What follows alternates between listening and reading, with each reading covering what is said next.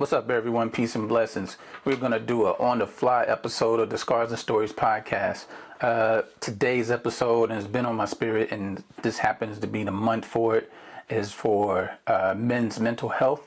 So seeing that it's Men's Mental Health Month, I'm going to go ahead and drop this on-the-fly episode. And it's basically coming from a male transplant recipient's point of view, or just a patient in general. So when I think back for all that I've been through, as far as my heart journey from beginning all the way leading up to me receiving my new heart, I reflect back and I had to think about all the things I went through more as an adult, not so much as a child. Now, given that my situation was congenital and going through all the surgeries I had, again, I wasn't thinking about it as much as a kid. I still had that kid mindset, that resilience, as far as I'm going to still play, be me, do normal kid stuff, and, keep up to the best of my abilities. I was aware that there was some limitations, but it didn't limit me mentally as a kid. So carry you on to adulthood, and honestly, those same limitations, despite I started having some episodes in the early adulthood, they didn't really limit my mindset either. It wasn't until I got older, my condition became worse, and also having a family. That's when it really started bothering me mentally. So when you think about any of the people who are waiting for their heart, or the males in particular, who are waiting for their heart or receive their heart or any organ or tissue, the mental struggle that we go through, especially me personally, is to me is unmatched. So given my experience, I went through quite a bit. So I'm trying to figure out how to explain this the best way I can. For instance, within the last few years leading up to the transplant, I had episodes to the point we was worrying about other procedures, adding more medicines, and it got to the point where I was afraid to make major movements, get excited, didn't exercise as much as I used to, tried to rest as much as possible because all those little things felt like, and they were to a degree, a trigger for an episode of a flutter. Again, that's when my heart rate was going super high at one point. Sometimes it go 180. It went up as high as 211 beats per minute at one point. It's something scary. I'm telling you, it's not a comfortable feeling. So I was at that point. Even when my son was born, I was trying to relax the best way possible because I did not want to end up in a hospital on the day my son was born and miss that, or afterwards. I didn't want to miss those first precious moments or anything. So honestly, while my wife was laying up in labor and everything, I relaxed as much as possible. I feel like, to a degree, I wasn't as helpful as I could have been, as I wanted to be, not as I couldn't, as I wanted to be. And it was due because I was trying to be calm and not have a situation happen in the middle of my wife giving birth to our son. So that's a mental load on itself, because you got to wonder to yourself, okay, no movements, no excitement, not too excited. Make sure you rest properly, because at that point, if I didn't, I would feel flutters, irregular heartbeats, And I knew that would be one step closer to having an episode. I experienced so much, I could pretty much pinpoint when it's going to happen or if it's going to be close. So it's just what we say, one of those days. And so that right there, I think that was some of the beginnings of having that shake up in your mental as a male, because you want to be there as a provider, you want to be there as a father and a husband and you want to be there for everything. And so we did get through that point.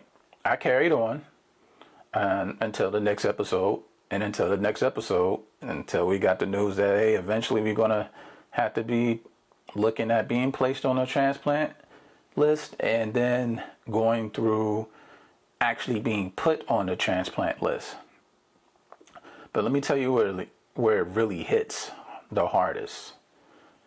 So, a little backstory. Leading up to that transplant, I had to think about everything that I went through. And I'm gonna give you the breakdown for sure. And then I want you to really put it together. And it's pretty much going to blow your mind. So, for me personally, I went through some losses before I started having my major episodes, and before I was placed on the transplant list and received my heart. I took some major blows, and I took it right up leading up to my transplant. So I took some family losses. 2019, and this is being very, very transparent. 2019, I lost my mother due to health complications. The biggest blow anybody could receive.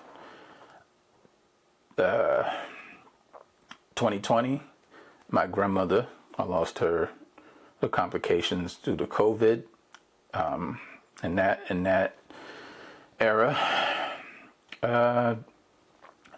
21 and 22, I lost a great uncle and a great aunt of mine who I really cared about. 23, I lost my mother-in-law. And in 2024, which is the year I actually received my heart, January of 24, I lost my father due to a battle with prostate cancer. It spread too far. They caught it too late. The following month in February, I lost another great uncle of mine who treated me like his son, and we were real close. I would follow him everywhere, so that was a huge blow. And March, I found out that I had to go to the hospital because my heart was getting worse, and they needed me there indefinitely until I can get a heart. So you take all of that and you tell me, how much that can bother an individual, but definitely a male, the provider of the house, that provides in any way they pretty much can. You have to hear those words and know you got to be gone away from your family and friends, and you don't know if you're going to come back home or when. So, go in a hospital April 10th, 2024. So while you're in there, you're going through, and honestly, it was a time I needed, because I had the time to finally isolate myself. So you go through and you think about all the things that's happened to you. And this could be anyone, but this is personally for me. So I think about all the things I went through, the losses, the hospital, the admissions, the birth of your child, your spouse. You think about all of those things. And of course, at some point in the hospital, you're going to have a breakdown. I mean, I had a breakdown when they told me I had to go to the hospital until I got a heart. So that me instantly knew that I don't know when I'm coming home. It was probably one of the very few times I had a real hard breakdown. I mean, bawling in tears in my wife's lap, because all the things I tried to do stay strong and, trying to hold on and prolong this because I was already on the list, but try to prolong and just stay home and wait for the phone call that they received a heart, as opposed to being in a hospital confined to a building and you don't know when you're going to come out or if you're going to come out. So while I'm laying in that hospital bed, like I said, I'm thinking about everything. Family, friends, things that I experienced, things that I want to experience. And I'm thinking about all of that. And the first few days, I would say probably like the first week, I was probably crying at some point. And then once I got past that, I had to really just think about my next move. And I had to keep a positive mindset because here's what I have. My wife is coming up with our son every weekend. And sometimes I would tell her to take a weekend off, don't come up, to give herself a break. Because where I was at, it was an hour and a half drive one way. It's not too bad of a drive, but when you're making it back and forth, of course it's tiring. So I have the look of her face of, being concerned, being worried, wondering if her husband's going to come back home. I have my son asking me, Daddy, when are you getting your new heart? He's worried. You can see it all over his face. So I have all of that bogged down on my mental. And I carry that through the whole way. And so day after day, night after night, some nights I get a okay rest, some nights I don't sleep at all. A couple nights I stayed up for 48 hours straight. I just didn't tell nobody. I just had to go through it.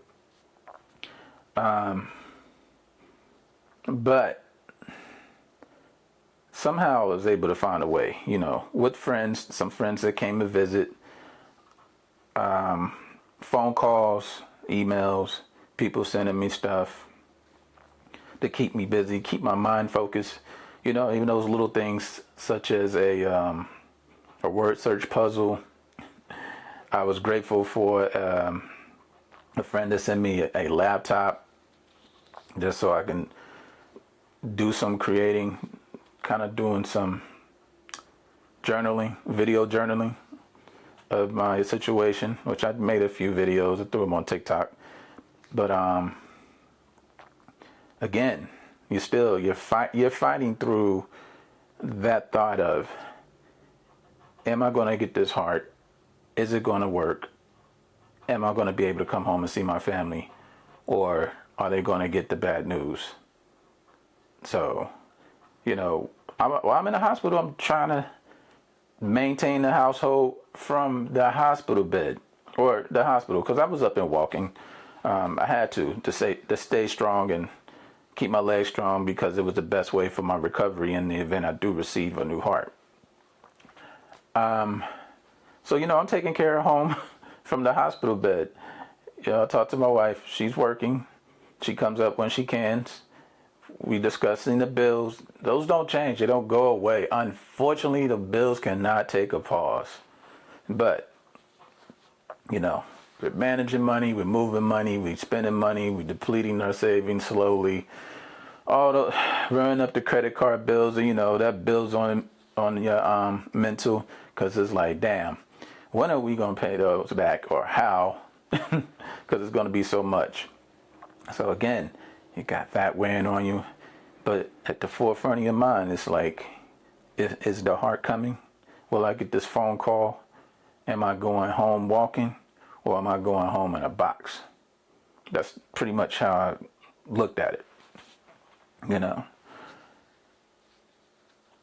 And like I said, it's day after day. It plays on your mind a lot. And I'm sure most males who are married or got a significant other, they go through the same thought process when they're waiting for their kidney, their liver, their heart, their lungs. If they've been that one to help provide as well, they've been the man of the house. It is difficult to sit there and not be able to do nothing. Like, your hands are tied, you are locked down, and you don't have any answers, but you're only hoping for one. And I like I said, that was one of the main things that I was going through, looking for one answer. A phone call, a simple phone call. And honestly, to spend 60 plus days in a hospital, 72, 73, I believe, to be exact. But about 60 days until you got a phone call. And you pray that that phone call is legit and you get prepped, you go to surgery, and it's not a dry run. And for those who are on the list or the families, donors, and everything, you know what that means. A dry run is basically you get the phone call, they'll prep you, but the organs are not viable, or it's not a match, or something's not right where it's going to be suitable for you to receive your new organ. I was fortunate not to have a dry run, but there were so many things, so many particulars. It's delicate because when you have a congenital heart disease and you had surgery after surgery, your body builds up what is called these antibodies. And so the more surgeries you have, the more antibodies you have. It's basically your protection grid. Every time you basically cut deep surgery, your body heals. It produces more to protect you. So not only do you have to find a match, the size, you got to do the constant blood work, check on the antibodies. You got to make sure that's going to be right. And you got to make sure, depending on your severity, like mine's, it was heart and possibly liver, which again, thank goodness I was able to avoid that one. So all of those things, the constant blood work you get daily or every other day, and the constant wondering of, am I coming home? Am I getting a heart? Then you watching family and friends come visit. You can see the look of doubt in their faces. I had my uncle come all the way from Jersey, and this is even after I got the transplant. Did he come before then? Oh man, it all runs together. But you see the look of doubt on their faces, and I know he was going through a lot because the losses I take were the losses he had taken, So I'm watching him go through his stuff too. He lost a sister, which is my mother. He lost a brother-in-law, my father. He lost a uncle, my great uncle. He lost a mother, my grandmother. Only to wonder if his nephew, who we're very close, is going to make it too. So he's been there. He's been there for my surgeries when I was a kid. He's been there for the transplant. He's a major pillar in my life, just like the other people who are no longer with us.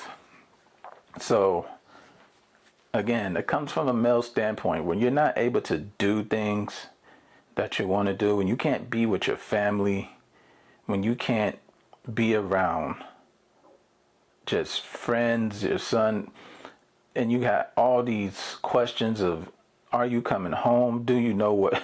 And the people that don't know because they're not educated or they're not aware how things work, I have those questions. Do you know where you're at on the list? Like it's a number. Like I was number 14,668 or something like that. And here's my ticket and I got called. It's not a lottery, people. So, and this is what this podcast is going to be about too. Re-educating people. It is when it is absolutely a match for me, my blood type, my antibodies, the size for my chest cavity. So, don't mean to be all over the place, but these are the things that I had to think about. And you know what's funny? Afterwards, you still have to worry about things because after you get your transplant, you go from, hey, I wonder if I'm getting my heart to now. The new mental headache that you got to go through, you got to be resilient. It's about, will my body reject this organ? Will the meds work? Will, will there be any side effects? And if so, how bad? I got to go through the biopsies. So you're going through a right heart cath, a left heart cath. So one moment they're going through your neck, and trust me, you're wide awake and you're very much aware of what's going on. They numb you, but you know what is going on. Heart cath, going through the wrist. You know what's going on. You might be a little sedated, but you're very much coherent. So, but they get you enough just so you won't be in pain. So the things you got to go through afterwards, the countless testing, the cardiac rehab if you're getting heart and lungs, the biopsies, the change of meds, the removal of meds, and everybody who knows, when you're first getting out the hospital after a transplant, you are on a steroid. So prednisone will drive you absolutely insane. It's an emotional roller coaster. You will be happy one moment, you'll be energetic, you'll be crying the next. Trust me. I was at the point, I was looking out the window watching people walk and I was crying because they're able to walk. They're outside getting fresh air. I couldn't be out there yet. So that was tough. And then the prednisone, when you come back, when you're home and they taper it off, but you're still, it drives you nuts. But I say all this to say that it is a heavy weight when you're on the transplant list. It is a heavy weight when you're in the hospital waiting for the transplant. It's a heavy weight when after you receive your transplant, your organ, your tissue, whatever you receive. And to a degree, it does lighten up with time. But I'm going to tell you, you still go live your life to the best you can. And you should, because I am, and I will. But it's never far from your mind if your body decides to, hey, I'm going to start rejecting, or this organ has finally ran its course. You might have to go be on the list again for another one. So these are the things we deal with. And I know I'm speaking from a male's perspective, but honestly, this touches male or female or teenager. Because a little child, they're not thinking about that. They're happy for the most part. They're more resilient. They're mentally resilient. But for as a young adult or an older adult, you go through so much hell, so to speak. But the good thing is, on the other side, if everything is all is in your favor, on the other side, there's a lot of joy. And so, as a man going through what I went through, and thank goodness I was provided safe space. Thank goodness I had a loving wife who was, she's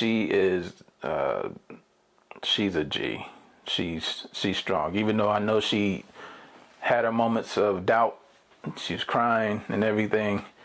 She's a real one for going through what she went through, as far as being with me from day one, knowing that I had a medical condition, being aware that this could happen, and like I said, going through what she went through it's tough for her. And so I acknowledge that daily, honestly. Like, to myself, it's like, she went through the same hell I went through. And so my son.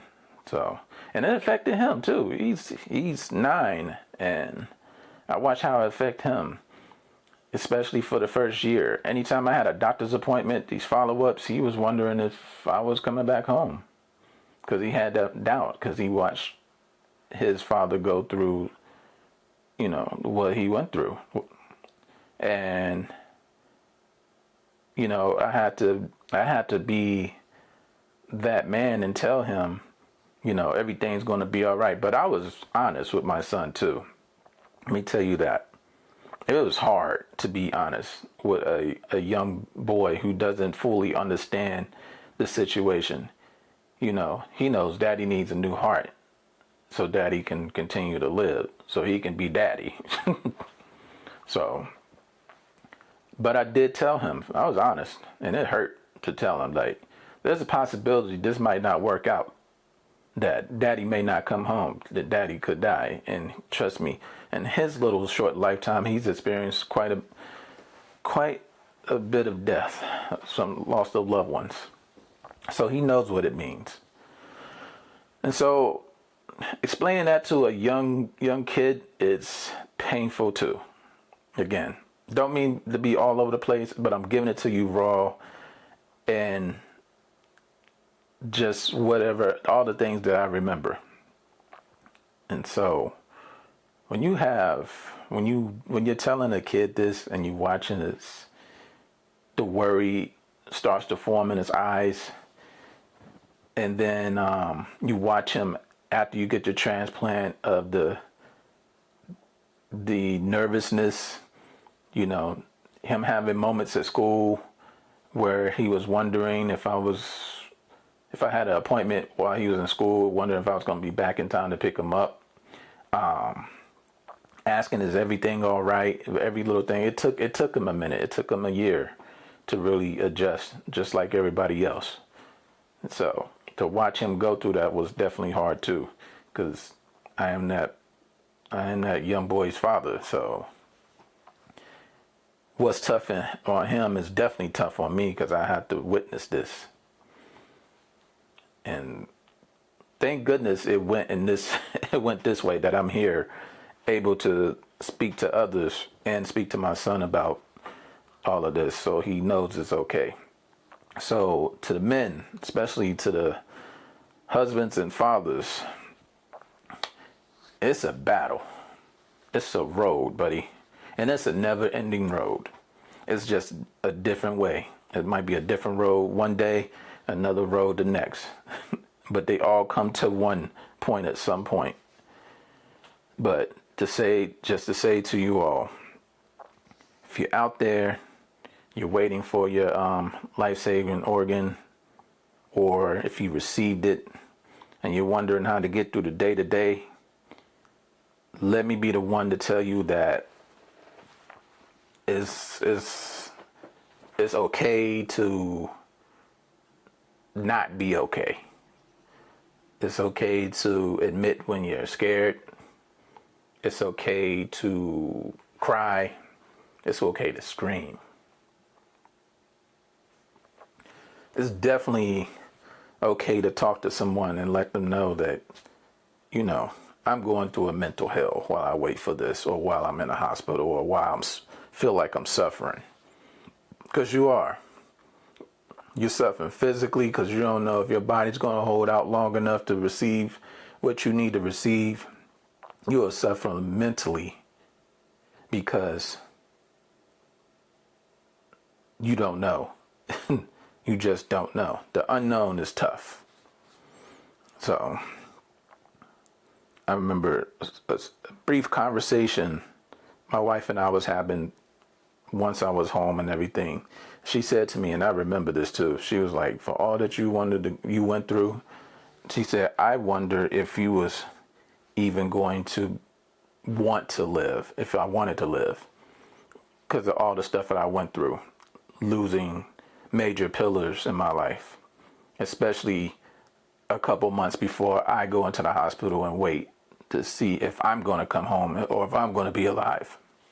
So completely understandable when she said that. It shocked me though, that she thought I was at the point where I may not have the will to live. But What she don't know is never at one point that I felt that way. I was down, but I wasn't out. I wasn't at the point where I wanted to give up. I had too much riding on the line. Like I said, I wanted to be there so I could be there for my son. I want to be there for his games. I want to be there for my wife. We can do our usual silly stuff because she and I are ridiculous. Wanted to be there for my friends, godchildren, and I want to be able to be around and see my son grow up. And it's kind of one of the things I was saying in the hospital as well. It's like, if I get this heart, I'll do whatever it takes to maintain it. I'll serve, basically. I'll try to pay it forward as best as I can. I'm like, as long as I'm able to watch my son grow up and become a man and say that my job is done, if my time is up when I hit my 50s, as long as my job is done with my son, I'm fine. But not now. However, I would like to live a long, old life. But again, it's never far from your mind if you wonder if this heart's going to carry on or if you're going to need another transplant. You never know. But the best thing you can do, I will tell you this, fellas, keep moving. Movement is key. It counts when you're in the hospital as best as you can. Hopefully you're not that severe where you're bedridden and you can't do anything at all. But move around, walk, talk to people, let them know what's on your mind, get it off your chest. Do not hold that in because it will break you. That's one thing I definitely could say I did not do.